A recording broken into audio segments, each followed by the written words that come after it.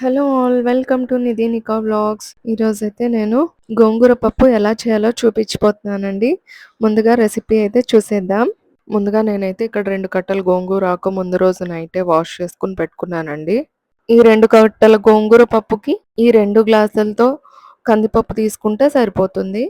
ఇది ఇక్కడ నేను నైటే వాష్ చేసి పెట్టుకున్నాను కాబట్టి మార్నింగ్ అంతా బాగా డ్రై అయిపోయిందండి ఆకు మొత్తం. ఇప్పుడు స్టవ్ ఆన్ చేసి కుక్కర్లో అందులో మనం ముందుగానే తీసుకున్న కందిపప్పుతో పాటు ఇక్కడ చూపిస్తున్న ఈ గ్లాస్తో 2 గ్లాస్ ఆఫ్ వాటర్ యాడ్ చేసుకున్నానండి. ఇప్పుడు అందులో ముందుగానే వాష్ చేసి పెట్టుకున్న ఈ గోంగూర మొత్తం అందులో వేసేయాలి.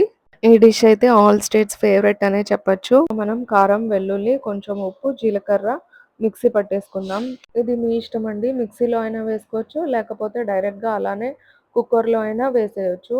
నేనైతే ఎప్పుడు ఇలాగే వేస్తానండి, ఎందుకంటే నాకు ఇలాగే అలవాటు కాబట్టి. మీకు ఎలా కంఫర్ట్ అయితే మీరు అలా వేసుకోవచ్చు. ఇప్పుడు ఆకు మొత్తం వేసిన తర్వాత దానికి సరిపడా ఒక 2 స్పూన్స్ ఆయిల్, కొంచెం పసుపు వేసి మనం మిక్సీ పట్టుకున్న కారం కూడా అందులో వేసేయాలండి.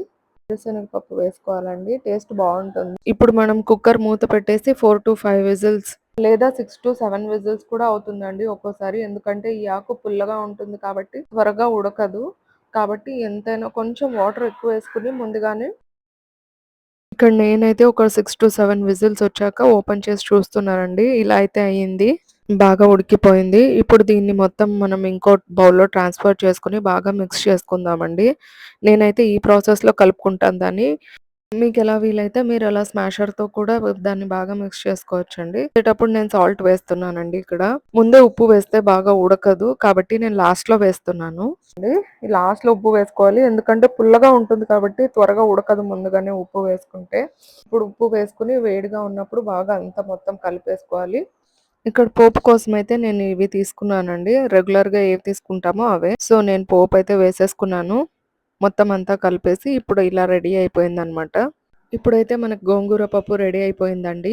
తినడానికి సర్వ్ చేసేసుకోవడమే. ఇప్పుడైతే మనం వేడి వేడి జొన్న రొట్టెలోకి గానీ, లేకపోతే వేడి వేడి రైస్‌లో గానీ, ఎందులో అయినా చాలా బావుంటుంది.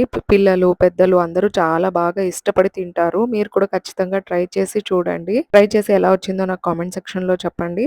ఈ వీడియో మీకు ఇష్టమైతే లైక్ చేయండి. See you all in next video. Bye bye.